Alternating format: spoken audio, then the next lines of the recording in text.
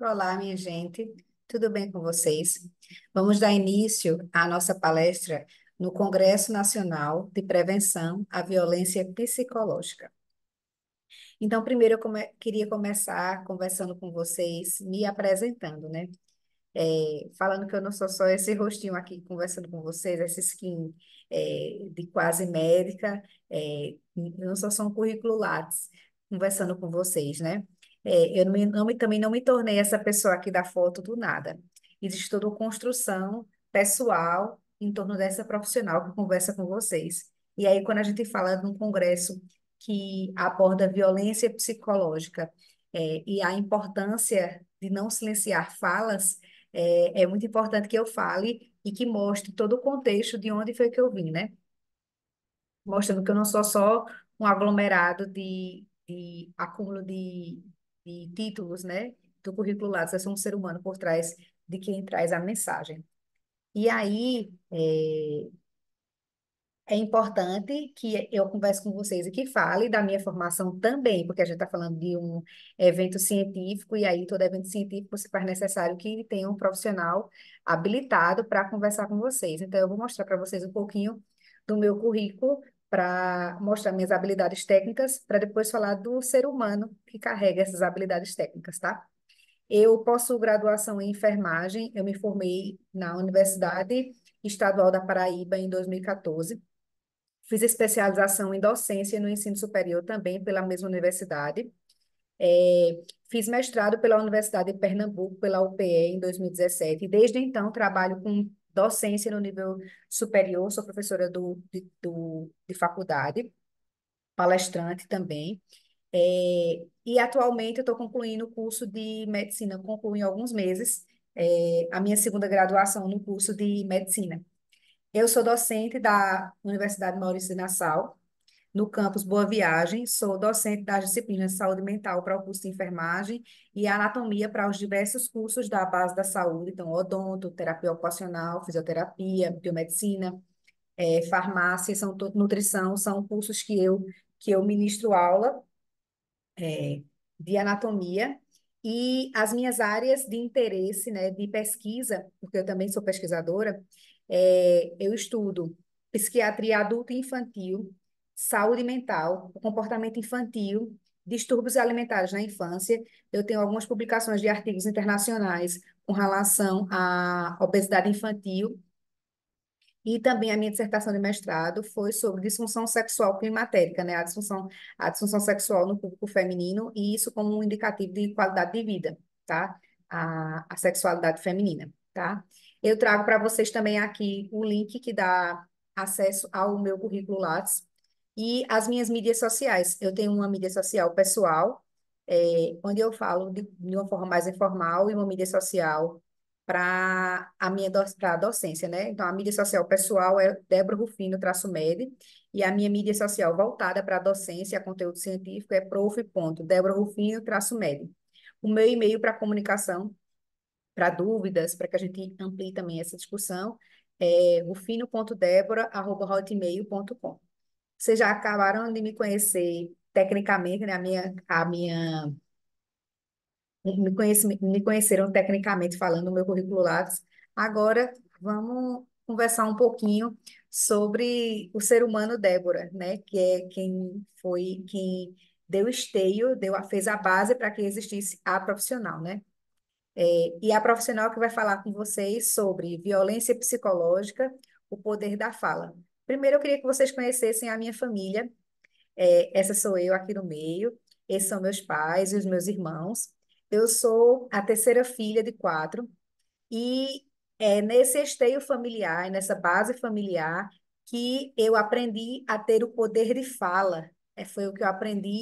Foi onde eu aprendi a me colocar socialmente e utilizar a minha voz para expressar minhas opiniões, os meus desejos. Foi onde eu me reconheci como um ser humano singular que pode falar. Foi nesse ambiente familiar. E aí, quem foi que me inspirou, né, a ser esse ser humano? Quem me preparou para ser esse ser humano? Foi minha mãe, tá aqui ela, ó, bonitona.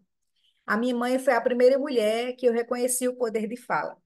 Então, foi por ela, foi através da observação da existência dela, foi que eu percebi o quanto nós, mulheres, temos esse poder de fala, o quanto eu posso falar enquanto mulher.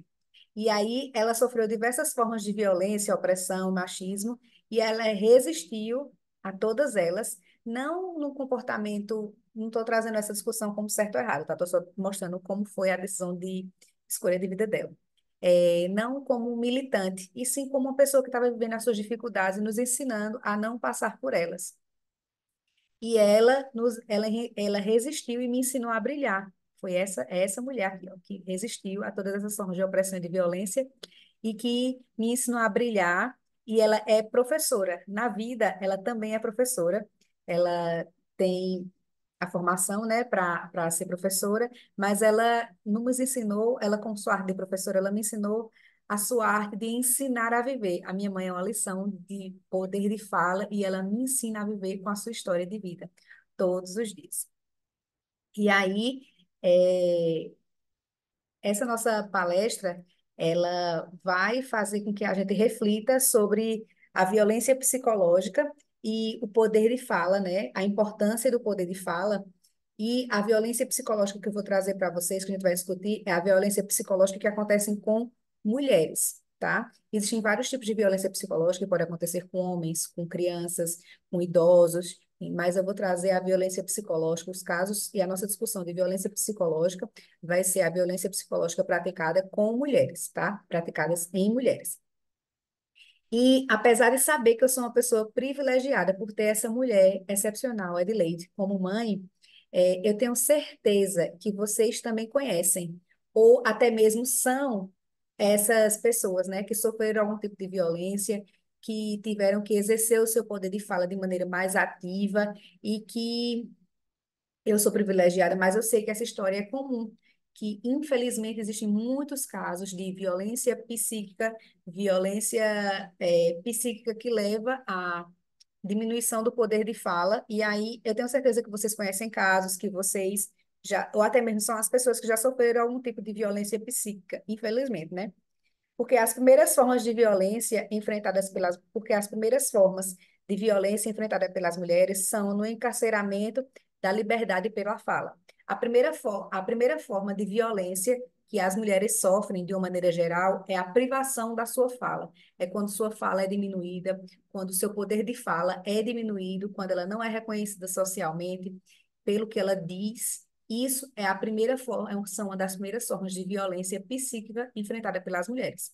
E aí, quando a gente fala de violência, por que silenciar alguém é uma forma de violência? Para onde vai a dor de quem não fala? Já que a gente está falando de violência, a gente fala de uma violência física, a pessoa sofre, por exemplo, um murro no rosto, por exemplo, você pode ver o hematoma, você pode ver aquele lugar mais edemaciado, mas para onde é que vai a dor de quem não fala? Para onde e por que é que nós mulheres aceitamos ser silenciadas? Então são perguntas que a gente vai que eu trago para vocês como reflexão mesmo, para que a gente comece a refletir. Por que silenciar alguém é uma forma de violência? Para onde é que vai a dor do silêncio, do que não é dito? E por que é que nós mulheres aceitamos ser silenciadas? Será que nós aceitamos ou nós estamos inseridas num contexto social que pode nos levar a ser silenciada de uma maneira empírica, né? E aí, segundo os autores, Maio, em 1994, Levinsky, em 2010, e Mura Silveira, em 2010 também, eles trazem um consenso com relação à violência.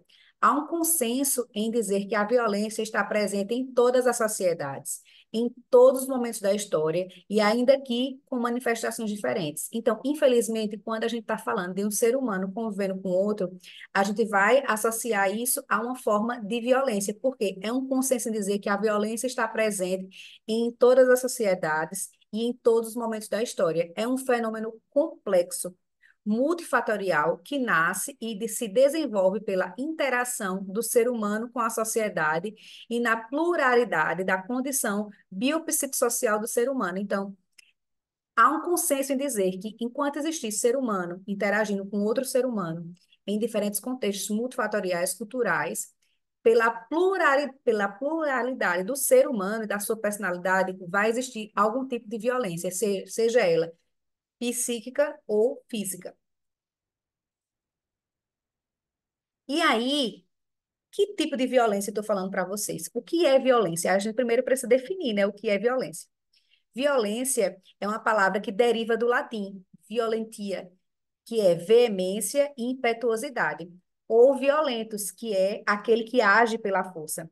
E provavelmente está relacionada a violare, que é tratar com brutalidade, desonrar ou ultrajar. Essas são as definições da etimológica, são definições etimológicas da palavra, né? Mas a Organização Mundial de Saúde, ela define violência como o uso da força física, poder ou fala em ameaça ou na prática contra si próprio, outra pessoa ou contra grupo ou comunidade que resulte ou possa resultar em um sofrimento de morte, dano psicológico, desenvolvimento prejudicado ou privação.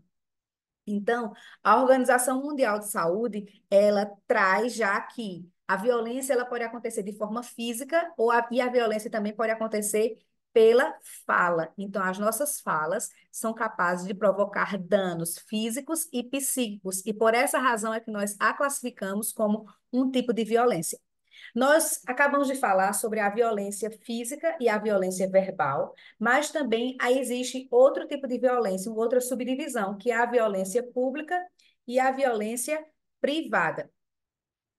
A violência, gente, ela pode ser pública ou privada, e eu trago esse artigo para vocês, que é de Linda, e ela fala sobre a violência, um problema global de saúde.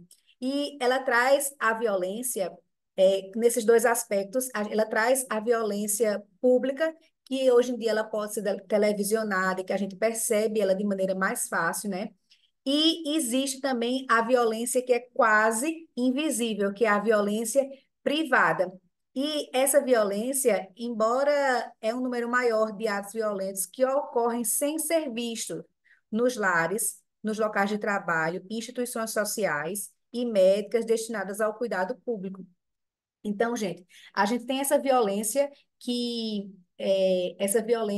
pode ser vista e que todas as pessoas têm acesso, e em alguns casos ela é até televisionada, existem programas direcionados à violência, por exemplo, o programa Linha Direta, que ele traz casos de violência. Então, é uma coisa, existe um marketing, um custo, né, uma televisionada, essa duela é televisionada.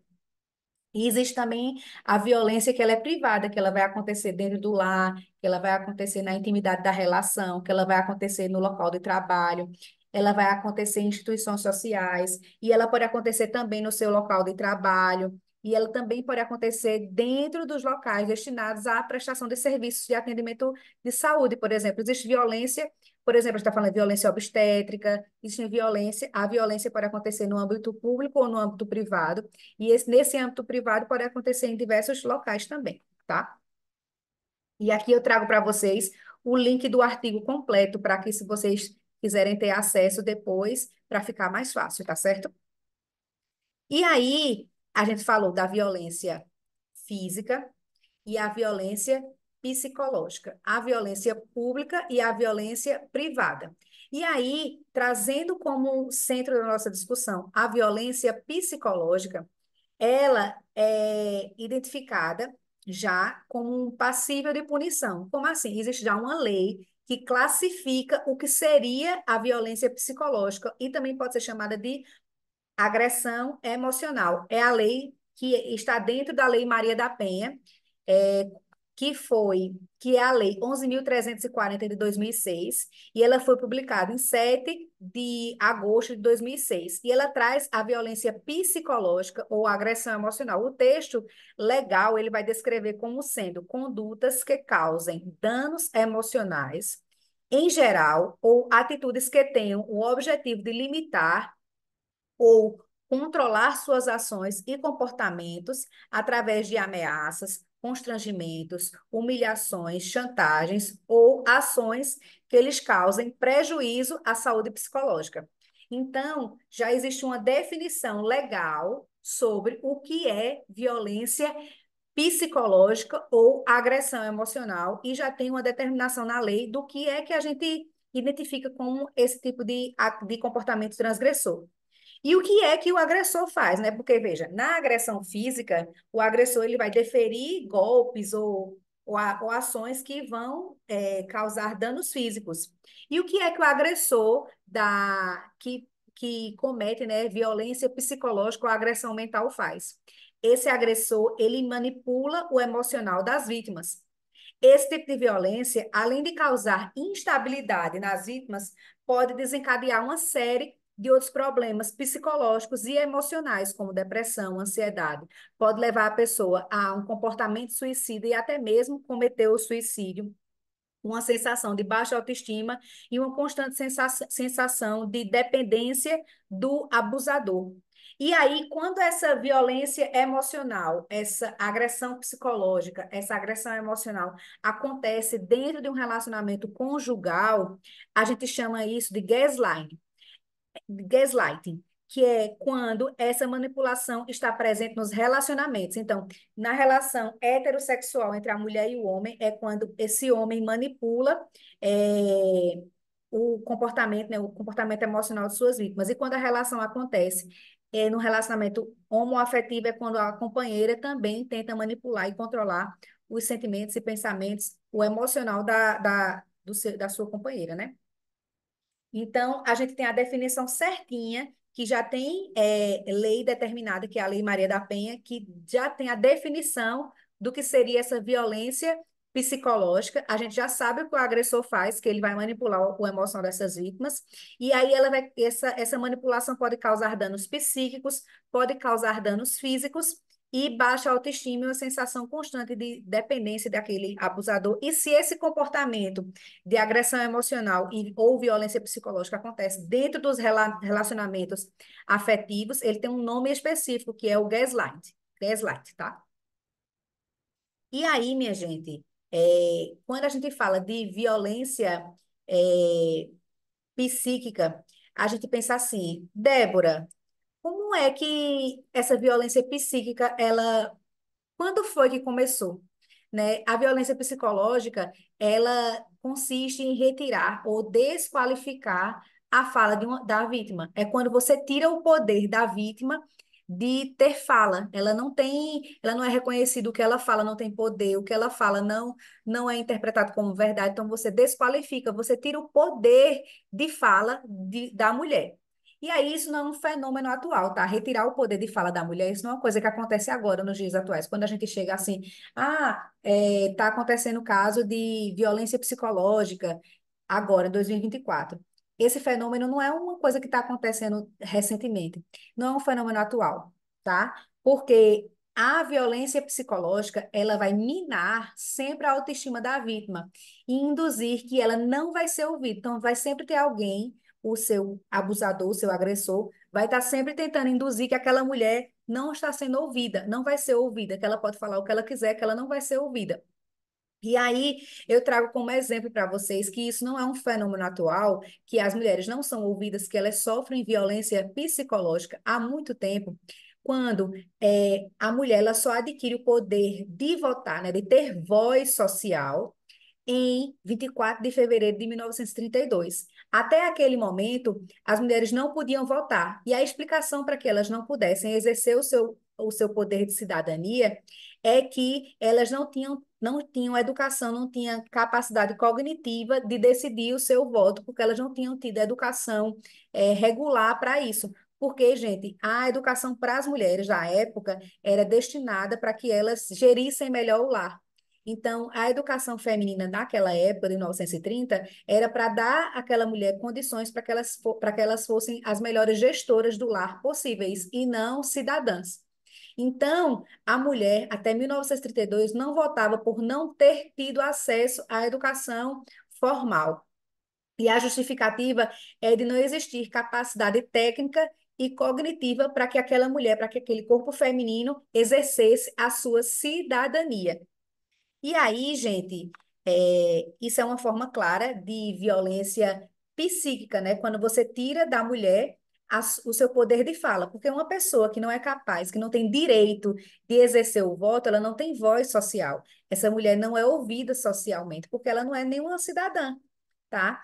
é uma forma de silenciar. E, tecnicamente, por que essas mulheres eram silenciadas? Porque se para votar precisava ter um estudo formal, o estudo formal era restrito somente para os homens. Então, as mulheres jamais teriam acesso a esse tipo de educação e, consequentemente, não teriam acesso ao direito de voto. E o direito de voto é um direito social adquirido para que a gente consiga falar das nossas necessidades socialmente. A mulher foi silenciada de maneira coletiva e isso era um comportamento normal da época, isso era aceitável na época, né?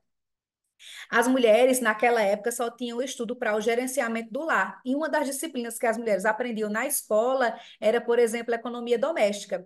Aí a gente percebe que isso era uma forma que isso é uma forma de violência quando a gente encontra hoje, 2024, na Constituição, que diz que para votar só é necessário que você seja cidadão daquele local.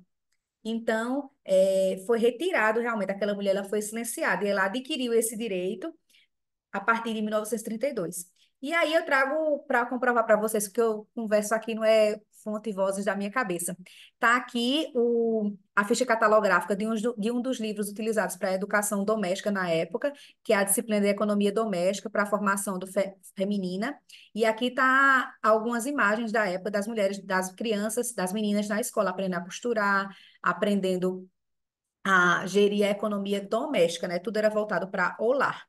E aí, as mulheres, aqui está um folheto da época, um folheto educativo, destinado ao público feminino, onde a mulher ideal daquela época era restrita ao lar como um sinal de adequação social. Então, as mulheres, elas não eram criadas naquela época para serem cidadãs. Se elas não eram cidadãs, elas não podiam, não tinham voz socialmente falando, então elas eram silenciadas. E qualquer mulher que decidisse fazer uma caminhada diferente social, então decidisse estudar, por exemplo, o estudo regular, ela era tolhida. Ela não podia fazer isso. Então, isso é uma forma de violência. Por quê? Essas mulheres, elas eram restritas ao lar. A restrição ao lar dificulta a possibilidade de possuir a habilidade de fala dos problemas sociais. Se a mulher ela está restrita a viver dentro de casa e não adquirir conhecimento técnico e científico do conhecimento social mesmo, ela passa a ser, ela não é uma cidadã, ela está somente servindo ao lar. Então, essas mulheres foram silenciadas. E isso é um tipo de violência psicológica, quando você tira da mulher o seu direito de fala social. E isso acontecia de maneira constitucional, isso era aceito socialmente e era constitucionalmente adequado. E aí, as mulheres, elas, na atualidade, como as mulheres são socialmente silenciadas? Veja, esse fenômeno que eu falei para vocês, que as mulheres adquiriram seu direito ao voto somente em 1962, fala do silenciamento social naquela época. Mas aquilo ali não está restrito àquela época, não. A gente está agora em 2024. E somente 15% do total de deputadas federais ocuparam os cargos. Quer dizer que 85% das cadeiras de deputados são ocupadas por homens. Então, as mulheres continuam sem ter representatividade política. E que essa representatividade ela vai tanto para o Senado quanto para a Câmara, né? Mas a gente observa um crescimento, a gente vem conseguindo lugares, apesar desse crescimento ser lento, a gente vem adquirindo voz politicamente falando, porque a gente precisa de representatividade política, porque a gente precisa de pessoas que representem os nossos interesses políticos, para que as leis e as decisões sociais sejam voltadas para os nossos interesses enquanto mulheres. Então, e existe um ponto positivo nesse processo que a gente vem adquirindo cada vez mais representantes políticas, e quando a gente alcança mais lugares politicamente falando, a gente consegue ter mais voz social. E aí eu trago para vocês por que trazer o silenciamento social como forma de violência. Veja, quando as mulheres elas não têm representatividade política, as suas necessidades básicas, elas não são atendidas, elas não são vistas socialmente. Se a mulher não é vista socialmente, ela é silenciada. As suas demandas são silenciadas. Um exemplo de demanda silenciada. O ano é 2023. Somente no dia 8 de março de 2023 foi que a gente teve um decreto que colocava em vigor a lei que foi regulamentada no dia 6 de outubro de 2021, que é a Lei de Dignidade Menstrual, que oferece é, absorventes para que as mulheres possam exercer o seu direito de ter dignidade na sua menstruação. E aí, foi só, a gente está em 2024, minha gente. A gente precisou desses anos todos de Constituição, porque a Constituição é desde 1988, tem 36 anos de Constituição, e a gente somente em 2021 teve a lei, em 2023 foi que houve uma representação política efetiva que deu para essas mulheres dignidade para menstruar, que é uma coisa biológica que acontece mensalmente. Então, o quanto é importante não silenciar e não silenciar mulheres e ter representação política para que essas mulheres sejam ouvidas socialmente, porque quando essas mulheres não são ouvidas socialmente, a violência psíquica ela é institucionalizada. A gente consegue ver a violência psíquica como algo normal, o silenciamento feminino como uma coisa normal, e não é normal, tá? Não é o correto. E aí, gente, a violência psicológica, ela pode acontecer tanto no âmbito doméstico como no âmbito de trabalho. Então, a gente pode escutar casos de violência psíquica e do silenciamento da voz feminina no ambiente doméstico, mas a gente também pode escutar histórias desse silenciamento, desse silenciamento feminino, dessa violência psicológica, no ambiente de trabalho. Platão fala uma coisa que eu acho fantástica, que ele fala assim: nós, humanos, somos fracos e não temos capacidade de ganhar da natureza ou de lutar contra ela. O que garante a nossa sobrevivência é a linguagem, e por isso somos muito especiais. Ela é necessária e fundamental para existirmos. A palavra nasceu para dar ao humano uma arma para ele sobreviver e tirá-lo da angústia. Então, o homem poder falar, o ser humano conseguir falar, nasce como uma oportunidade de sobrevivência. Então, falar é sobreviver. Quando a gente tira do ser humano, tira da mulher o seu poder de fala, a gente tira a sua capacidade de sobrevivência. E aí, a Lei Maria da Penha, ela traz, que ela é do dia 7 de agosto de 2006, ela traz a definição do que seria essa violência psicológica. E essa violência psicológica, ela está associada diretamente com o silenciamento feminino. E aí, como Platão traz, silenciar uma pessoa é como tirar o direito dela de viver, tá? O, a Lei Maria da Penha traz como violência psicológica, ela é classificada quando há uma conduta que cause dano emocional ou uma diminuição da autoestima que prejudique o desenvolvimento da vítima. Que danos são esses? O que é que o agressor ele pode fazer para ser enquadrado na Lei Maria da Penha?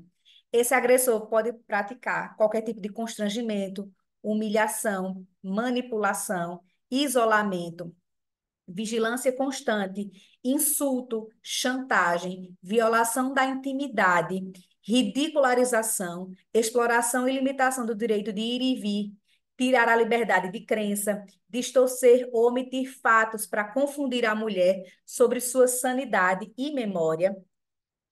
E aí são essas ações que a gente vai encontrar o agressor praticando com a vítima, e isso pode ser classificado pela Lei Maria da Penha como violência psicológica. E aí, todas as ações têm por objetivo, todas essas ações que a Lei Maria da Penha traz, que eu acabei de descrever para vocês, têm o poder, têm o objetivo de retirar da mulher o seu poder de fala. A promotora de justiça, Maria Coelho, ela fala da importância, né, das palavras. Ela fala assim: a linguagem cria o mundo onde não há palavras para dizer algo, essa coisa não existe. Então, quando a gente tira da mulher o seu poder de fala, é como se a gente tirasse o acontecimento da existência. Então, se a mulher sofre uma violência psíquica, uma violência emocional, e a gente retira dela o poder dela falar sobre aquilo, é como se aquela violência não existisse. A violência só existe porque a mulher pode falar sobre aquilo que aconteceu, né? Então, é necessário essa fala do não silenciamento das mulheres, para que essas mulheres falem do qualquer tipo de violência que elas sofram, porque a partir do momento que essa fala acontece, aquela violência passa a existir. Quando as mulheres são silenciadas socialmente, a violência que acontece com elas não existe, de acordo com a Maria Coelho Pessoa, que é também aquilo que eu acredito, que a linguagem cria a realidade. Onde não há palavras, aquilo ali não aconteceu. E aí, como eu conversei com vocês, a violência psicológica, né? Ela pode acontecer nos diferentes âmbitos, seja no âmbito pessoal, no âmbito de relacionamentos, familiar, mas também pode acontecer no ambiente profissional. E ele não, e essa violência psicológica no ambiente profissional, ela não faz distinção de profissão. Há uma tentativa de silenciar para que o ser humano deixe de existir. Então, no ambiente profissional, há uma tentativa de silenciamento das mulheres para que elas deixem de existir, para que elas não tenham função na sua qualificação técnica. Mas nós mulheres, a gente aprendeu sim a resistir. A gente não vai deixar de existir, a gente vai resistir. E aí, um exemplo de resistência, a violência psíquica no ambiente de trabalho ou agressão emocional no ambiente de trabalho, foi a que sofreu a psiquiatra Nis da Silveira. Nis da Silveira nasceu em 1905, em Maceió, e foi formada pela Faculdade de Medicina da Bahia, em 1926. E ela foi uma psiquiatra que não aceitava a forma desumana como as condutas, né, destinadas ao paciente psiquiátrico da época, né? Ela não, ela tentava fazer com que acontecesse uma forma de tratamento mais humano com os seus pacientes e que fosse diminuída ou abolida os eletrochoques, as terapias de insulinoterapia, de lobotomia. Então, ela tentava implementar uma técnica de cuidado com o paciente psiquiátrico de forma mais humanizada. Mas não sei se vocês conseguem perceber essa foto da época, a Anísio da Silveira está cercada de homens, né? Ela é a única mulher de sua turma. E aí ela sofreu violência psíquica e ela tentou ser silenciada. A médica psiquiatra Nis da Silveira denunciou inúmeras vezes ao Conselho de Medicina a forma com que os pacientes psiquiátricos eram tratados nos manicômios. A forma desumana, ela denunciou várias vezes, mas ela não foi ouvida, ela foi silenciada. Então, ela buscou uma forma de fazer com que suas ações fossem ouvidas, uma vez que suas palavras não estavam sendo. Então, os núcleos médicos, que eram majoritariamente masculinos, não valorizavam suas falas enquanto médica, apesar dela ter a mesma formação técnica e habilidade técnica para ocupar aquele lugar de psiquiatra, ela não era ouvida socialmente, as suas falas não eram ouvidas. E aí foi necessário que a psiquiatra não se calasse, ela se aliou a outras classes profissionais, como a enfermagem, por exemplo, e institucionalizou técnicas que valorizavam o paciente, formas humanizadas que associavam com a cultura, com a arte, e que davam a esse paciente uma condição de ser humano, diferente do que acontecia na época nos manicômios, e aí foi percebida uma melhora significativa desses pacientes. Então, o seu cuidado, a sua ação falou mais alto que suas palavras, e o legado de Nise foi um atendimento mais humanizado ao paciente psiquiátrico, e ela criou o Museu do Inconsciente em 1952. Aqui eu trago para vocês algumas obras de arte do Museu do Inconsciente, o dia da criação do Museu do Inconsciente, e também aqui eu trago para vocês mostrando algumas técnicas de tratamento humanizado de Nise, com dança, com apresentações culturais pelos pacientes, para que esse paciente tivesse um tratamento mais humanizado. E aqui tem uma foto de Nise mais velhinha, mas sempre praticando um atendimento psiquiátrico de forma humanizada. Nise é um exemplo de uma pessoa que tentou ter sua fala silenciada, que sofreu violência psicológica no seu ambiente de trabalho, mas ela não silenciou. Ela deixa um legado para nós do quanto persistir na nossa luta é imprescindível.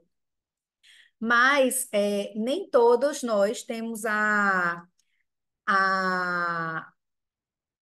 sorte de ser essa Nise da Silveira, né?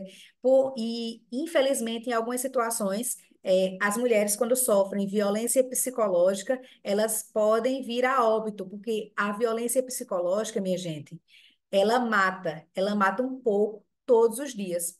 O médico Dr. Maicon Teodoro, da Sociedade Brasileira de Psicologia, ele afirma que o abuso emocional acontece dentro de relacionamentos familiares, profissionais e sociais, onde existe o objetivo de causar sofrimento em uma das partes. Então, violência psicológica pode ter em qualquer relação interpessoal e sempre o agressor vai ter o objetivo de causar sofrimento na vítima.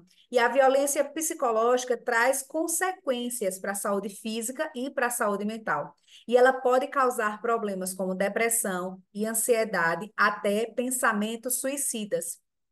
E também pode causar alteração no sono, distúrbio alimentar, abuso de álcool e outras drogas, bem como a violência psíquica, ela pode anteceder a violência física e essa violência física pode causar o óbito. Então, quando eu falo para vocês que a violência psíquica, que o abuso mental e o silenciamento da fala feminina pode levar a óbito, aqui eu trago para vocês essa realidade estampada com fatos. É, afirmados pela Sociedade Brasileira de Psicologia.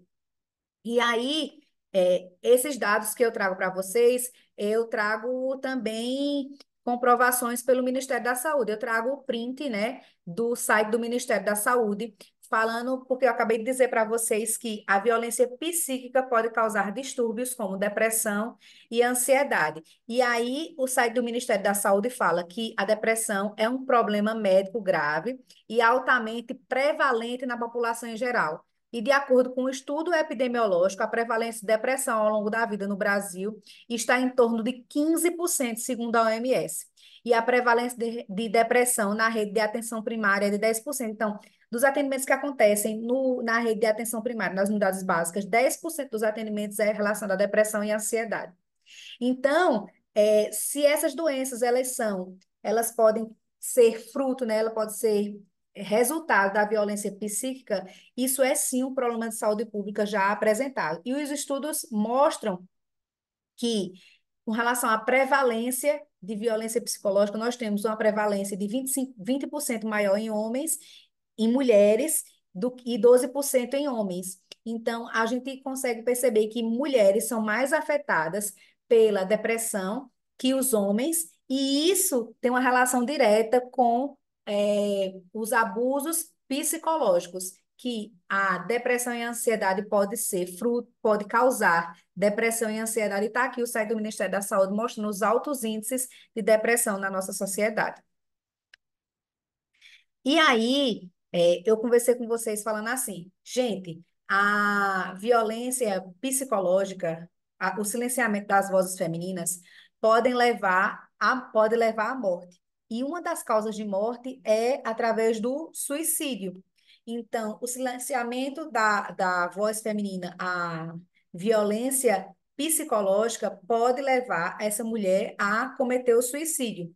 E aí, eu trago esse recorte desse artigo, que é Suicídio de Mulheres no Brasil, a necessária discussão sobre a perspectiva de gênero. Esse artigo, ele fala que ele traz o suicídio como um fenômeno que é capaz de ser analisado socialmente. Desde o século XIX, o sociólogo Emile Durkheim, ele traz na pós-modernidade o suicídio com uma visão onde a gente é capaz de analisar o comportamento social e não só o ato em si de tirar a própria vida, né? Então, o suicídio é como uma consequência dos comportamentos sociais. Então, o suicídio nesse contexto é consequência da violência que as mulheres sofrem, tá? E aí, tecnicamente falando, os homens, eles têm índices mais altos de suicídio que as mulheres. Você está dizendo, Débora, então não tem nada a ver isso que está falando. Se os homens, eles sofrem mais de suicídio que as mulheres, então isso quer dizer que o suicídio não pode ser consequência da violência psíquica. Aí é onde a gente vai raciocinar. Veja, existe os homens, eles são mais efetivos quando eles decidem tirar a própria vida. Então, eles decidem tirar a própria vida e eles são mais efetivos. Então, eles têm uns índices mais altos de suicídio no público masculino. Mas as mulheres, elas sofrem daquilo que a gente chama de comportamento suicida. As mulheres, elas sofrem mais com a ideação e tentativa de suicídio, porque elas tentam e não conseguem, tentam e não conseguem. Então, elas passam um tempo maior com a ideação suicida e isso pode acontecer pela violência psicológica. Então, no Brasil, há uma tendência temporal de suicídios femininos. E que esse suicídio feminino ele acontece numa ampla faixa etária, de 15 a 60 anos, e é mais comum na região Nordeste. Então, as mulheres, elas apresentam mais a ideação e tentativas e, portanto, são mais afetadas pelo comportamento suicida no geral. E aí um dado bem importante que esse artigo traz, que já que essas mulheres elas sofrem mais dessa ideação suicida, esse artigo ele traz os índices que confirmam essa informação, onde 68% das notificações de tentativas de suicídio no Brasil no período de 2010 a 2018 ocorreram por mulheres. Então, as mulheres, elas notificam mais o sistema, elas passam mais tempo nesse time de comportamento suicida, e aí, esse comportamento suicida, no geral, causa mais sofrimento. Por isso que as mulheres, elas sofrem mais. E aí, a gente consegue perceber que a violência psíquica, ela é capaz, sim, de causar doença como depressão, ansiedade, de causar sofrimento psíquico, e esse sofrimento psíquico pode levar essa mulher a óbito pela prática do suicídio, tá? E como nós, profissionais da área da saúde, podemos identificar as nossas vítimas, os pacientes, né? Normalmente, o que é que vocês acham? Que essas mulheres, elas vão procurar o consultório de psicólogo ou de psiquiatra, que ela vai chegar no atendimento de saúde dizendo assim, eu quero me consultar com um psicólogo ou psiquiatra porque eu estou sofrendo violência psíquica e isso está silenciando, isso silencia a minha voz social, a minha voz enquanto mulher. Vocês acham que essas pessoas têm essa força para procurar esses profissionais adequados? Eu vou tomar uma aguinha e vocês vão pensar em segundinhos. Não, minha gente. Normalmente, essas mulheres elas vão aos consultórios como acompanhantes. Essas falas de onde a gente é capaz de identificar um sofrimento psíquico, um silenciamento de voz feminina, uma violência emocional que essa mulher está sofrendo,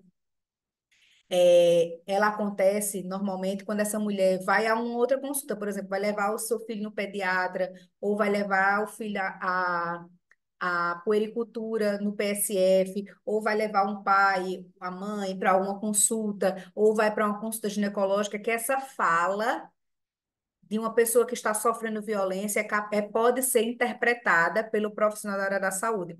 E o que é que a gente, enquanto profissional, em uma consulta corriqueira, pode ouvir dessas mulheres, né?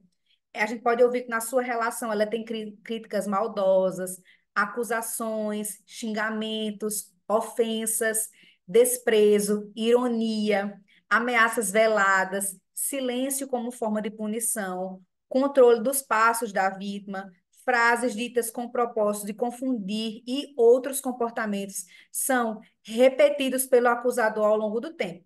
Então, a gente pode perceber na fala da paciente, numa consulta ou como acompanhante, uma consulta de outro para outro fim, que não para o fim psicológico ou psiquiátrico. A mulher está lá numa consulta ginecológica, por exemplo, e ela fala que o seu parceiro a trata com ironia, que ele ameaça ela se ela demorar muito para voltar para casa. Então, existe toda essa. O que é que a gente vai ouvir nas consultas de uma maneira geral, que pode induzir a gente, enquanto profissional da área da saúde, pensar: essa mulher ela pode estar sofrendo, ela pode estar passando por um sofrimento psíquico, pode estar passando por violência psíquica e pode estar tendo o seu poder de fala diminuído, abolido. E aí isso vai fazer com que a gente reflita, né? Fazer com que a gente indique essa mulher para que ela procure ajuda. E aí, o Instituto de Psiquiatria da Faculdade de Medicina da Universidade de São Paulo, segundo o psiquiatra Luiz, ele também é coordenador desse instituto, ele diz que, ao contrário das doenças físicas que provocam sintomas fáceis de reconhecer, os sinais da violência psicológica são mais difíceis de interpretar. E aí a gente vai pensar assim, como eu falei para vocês, essas mulheres, elas vão procurar o serviço de saúde por outras razões, e essas queixas psicológicas vão ser interpretadas por nós, profissionais, e a gente vai indicar que elas procurem atendimento especializado para que elas saiam desse quadro de sofrimento de violência psíquica. Mas, veja, quando a mulher ela sofre uma violência física, por exemplo, ela levou um murro no rosto e o olho ficou roxo, a gente consegue ver o local da violência, é mais fácil de identificar, não é? Na violência psíquica, não, é uma fala velada.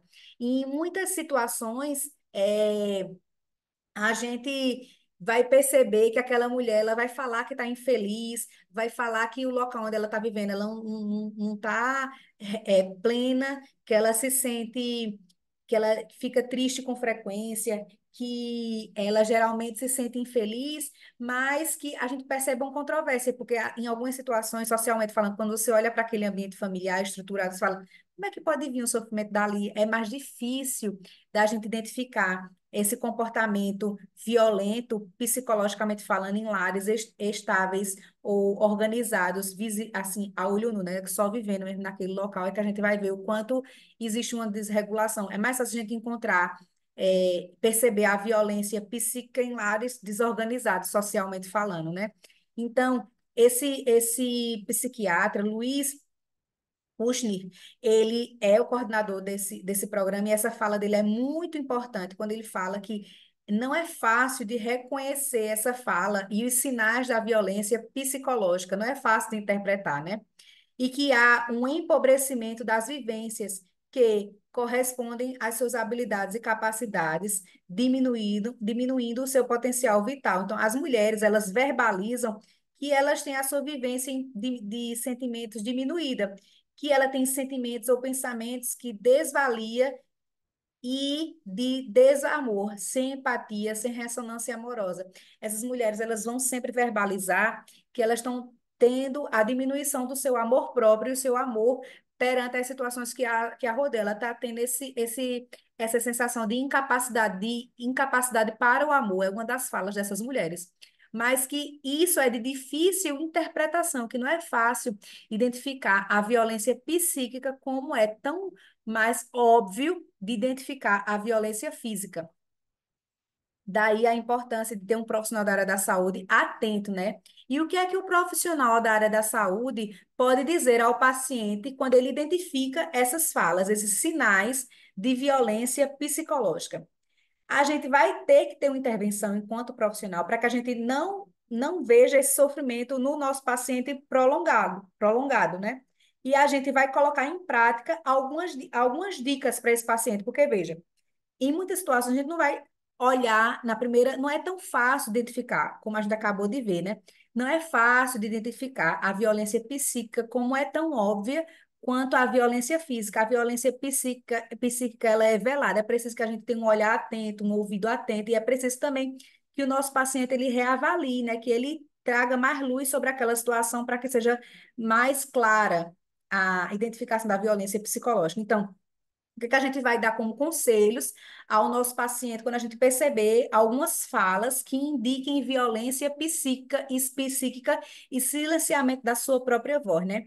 A gente vai orientar que esse paciente ele reavalie a própria vida, que ele reavalie essas relações que diminuem o seu amor próprio, que ele observe que essa paciente, ele observe se os abusos, se esse comportamento de abuso psíquico, ele se repete mesmo que em situações diferentes. Então, independente do contexto, essa mulher, ela sofre qualquer tipo de diminuição da sua fala, de diminuição da sua autoestima. Então, se isso acontece independente do contexto, que essa mulher ela busque esse autoconhecimento, que ela consiga perceber em si quando é que esse sentimento de desvalorização acontece. E aí que essa mulher, ela também ouça, procure a opinião das pessoas que estão ao redor, que elas ouçam as pessoas ao redor com relação ao o que é que estão dizendo com relação a essa minha relação. Será que essa violência existe mesmo? Então, que ela escute as pessoas ao redor para que ela também busque essa afirmação de fora. E que, se ela identificar, de fato, se ela fizer essa reavaliação dessa relação e ela perceber que existe uma violência psíquica e que existe o silenciamento da sua voz, que ela procure a ajuda do profissional de saúde. Então, é nossa função.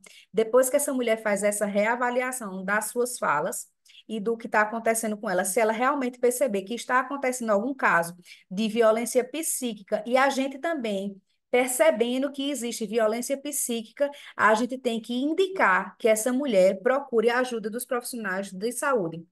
Por quê? E por que é que a gente vai encaminhar ao atendimento especializado de saúde mental? Porque, gente, as consequências do abuso psicológico geralmente não melhoram sozinhas. Então, uma mulher que sofre abuso psicológico, as consequências daquele abuso, elas não vão se resolver sozinha e elas vão gerar danos físicos e emocionais, como a gente já conversou, depressão, ansiedade e até mesmo suicídio. E aí, os especialistas, né, o psicólogo e o psiquiatra, esses especialistas vão ajudar a vítima a perceber com mais nitidez aquele abuso psíquico. E essa consequência, essa percepção nítida desse abuso é fundamental para a cura, porque a gente só trata aquilo que a gente reconhece que existe. Pois só é possível tratar as consequências psicológicas quando ela cessa. Primeiro, a gente tem que reconhecer que o problema existe para que a gente o trate. E a gente só consegue tratar as consequências daquele abuso psíquico quando a gente retira a mulher da condição de abusada. Então, a gente tem que reconhecer, retirar a mulher da condição do abuso psíquico para poder tratar as consequências.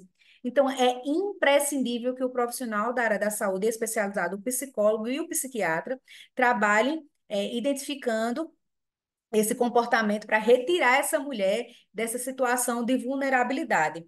E é importante também entender o tamanho do impacto e o impacto desse abuso psicológico, porque o abuso psicológico ele pode acontecer em intensidades diferentes. E quem vai fazer essa graduação, o nível desse abuso psicológico é o profissional habilitado, que é o psicólogo e o psiquiatra.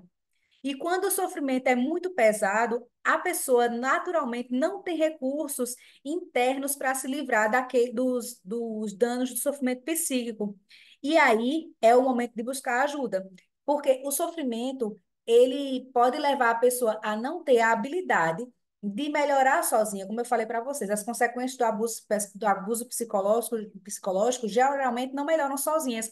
É necessária a intervenção de um profissional habilitado. Daí a relevância dos profissionais, de uma maneira geral, estarem habilitados a reconhecer esse abuso psíquico para que seja encaminhado para o profissional adequado para que essa pessoa saia dessa condição de vítima, de ser violentado, né?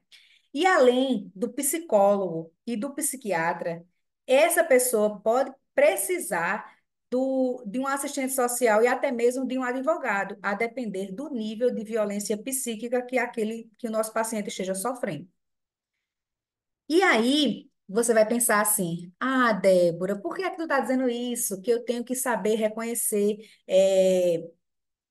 indícios de violência psíquica. Por que é que você está me dizendo isso? Eu não sou psiquiatra, nem psicólogo, nem sou especialista em saúde mental. Por que é que eu tenho que reconhecer tudo isso?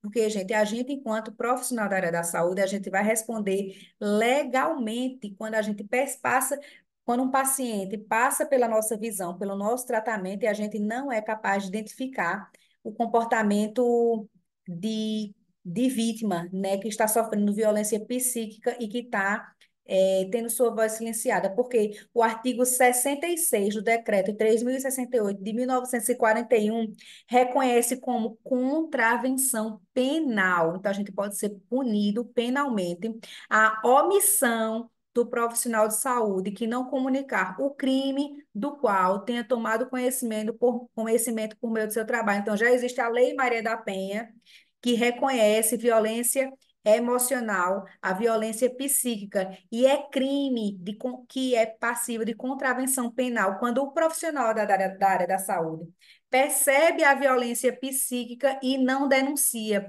Então, se a gente percebe a violência psíquica e não dá instrumento para o nosso paciente se tratar e sair daquela condição, a gente está a gente está fazendo uma contravenção penal e essa contravenção penal acarreta em pena.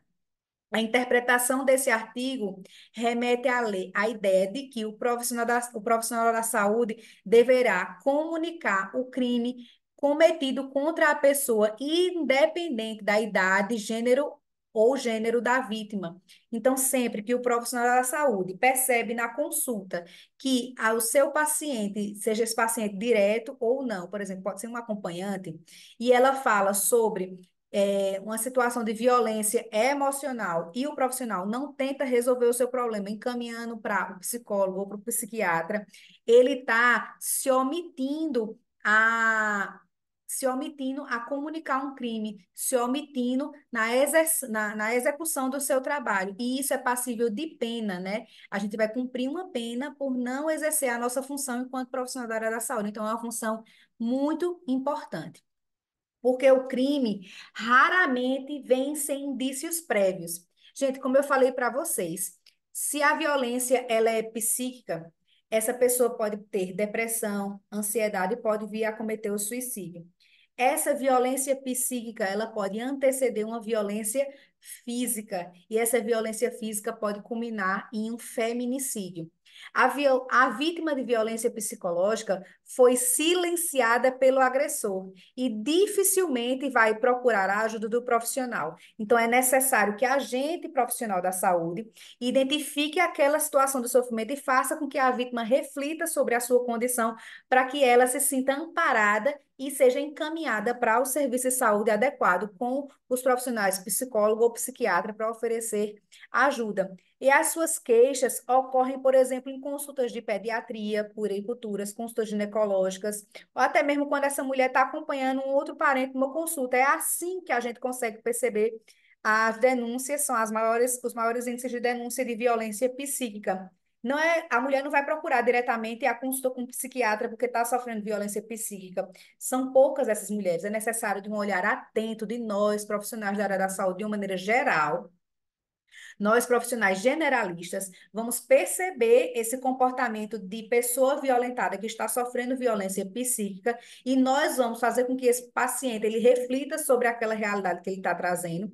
E uma vez confirmada, a gente é que vai encaminhar esse paciente para o profissional adequado de saúde mental, seja o psiquiatra e ou psicólogo. É necessário um olhar atento de nós enquanto profissionais da área da saúde. Por quê, minha gente? Somos nós que vamos identificar esse comportamento. E aí, nós vamos identificar até quando vai demorar, para gente conseguir diminuir esses índices de violência, porque como eu trouxe essa informação lá no início, né, que há um consenso em dizer que a violência está presente em todas as sociedades, em todos os momentos da história, e ainda que com manifestações diferentes. Então, nós vamos sempre encontrar violência física e psíquica, mas que esses episódios de violência encontrem nós, profissionais habilitados, para identificar e encaminhar essas vítimas para os atendimentos de maneira adequada. Porque eu me atrevo a parafrasear Érico Veríssimo nessa nossa insistência em sermos profissionais habilitados tecnicamente e conscientes, né, da importância de reconhecer a violência psíquica como uma forma de proteção da mulher na sociedade, né? Como uma forma de não silenciar a nossa voz. Nós, profissionais da área da saúde, somos essa figura que vai identificar essa violência psíquica e vai encaminhar essa paciente para o atendimento especializado de maneira adequada e efetiva. E aí, esse nosso comportamento incessante me traz como inspiração essa frase, esse trecho do poema de Érico Veríssimo, que se chama Fósforos, né? E aí, o trecho do poema, ele fala mais ou menos assim: numa época de atrocidades e injustiças, como a nossa, escrever é acender a sua lâmpada, fazer luz sobre a realidade do seu mundo, evitando que caia sobre ele a escuridão propícia aos ladrões, aos assassinos e aos tiranos.